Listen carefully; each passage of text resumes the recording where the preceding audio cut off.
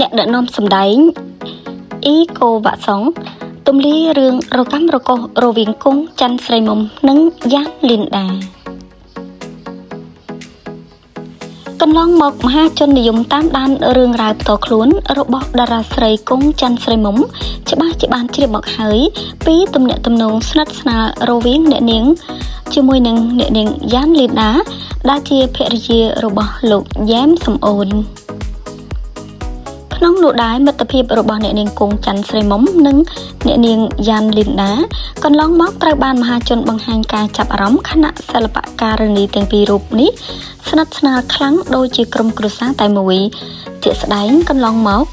រាល់ពេលអ្នកនាងយ៉ានលីនដាធ្វើដំណើរពីប្រទេសអូស្ត្រាលីមកដល់កម្ពុជាឬពីកម្ពុជាទៅប្រទេសអូស្ត្រាលីមហាជនរមែងឃើញអ្នកនាងគង់ច័ន្ទស្រីមុំជាអ្នកទៅ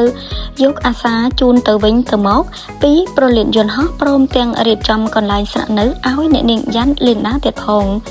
ជាងនេះទៅទៀតនៅក្នុងវិស័យសិល្បៈបានឲ្យដឹងថាអ្នកនាងគង់ច័ន្ទស្រីមុំគោរពស្រឡាញ់អ្នកនាងយ៉ានលីនដារហូតហៅរៀមច្បងម៉ាក់ពេញមាត់ទៀតផងយ៉ាងណាមិញរយៈពេលប្រមាណជា1ឆ្នាំចុងក្រោយនេះមហាជនបានបង្ហាញការចាប់អារម្មណ៍និងមានមន្ទិលសង្ស័យពីទំនាក់ទំនងរបស់សិល្បករនីទាំងពីររូបនេះដោយមើលទៅទំនាក់ទំនងរបស់ពួកគេហាក់ដាក់ឆ្ងាយពីគ្នាខ្លាំងដោយរកការធ្វើដំណើរមកកាន់ប្រទេសកម្ពុជារបស់អ្នកនាងយ៉ានលីនដា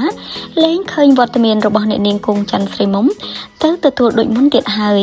មិនត្រឹមតែប៉ុណ្ណោះមហាជនក៏បានដាក់ការសង្ស័យថាមិត្តភាពរបស់អ្នកនាងគង់ច័ន្ទស្រីមុំនិងអ្នកនាងយ៉ានលីនដាអាចនឹងមានការរកម្មរកុសក៏ថាបានដែរព្រោះតែភាពស្និទ្ធស្នាលរបស់អ្នកទាំងពីរកាន់តែឃ្លាតឆ្ងាយទៅជុំវិញមន្ទិលសង្ស័យខាងលើនេះដែរថ្មីកន្លងទៅលោកអ៊ីកូវ៉ាសុងដែលជាអ្នកដឹកនាំសម្ដែងមួយរូបបានបញ្ចេញវីដេអូជួបជុំគ្នាជាថ្មីរវាងអ្នកនាងគង់ច័ន្ទស្រីមុំនិងអ្នកនាងយ៉ានលីនដា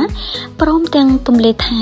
តារាទាំងពីរពិតជាមានភាពរកម្មរកុសនឹងគ្នាពិតមែនបន្ថែមពីនោះលោកក៏បានបញ្ជាក់ថាកន្លងមកអ្នកនាងគង់ច័ន្ទស្រីមុំនិងអ្នកនាងយ៉ានលីនដាមានរឿងអាក់អន់ស្រពន់ចិត្តគ្នាប៉ុន្តែពេលនេះម្នាក់បានជជែកគ្នានិងដោះស្រាយបញ្ហារួចរាល់ហើយដែរចំណែកការរាប់អានគឺនៅតែបន្តមិនមានការបែកបាក់គ្នានោះទេ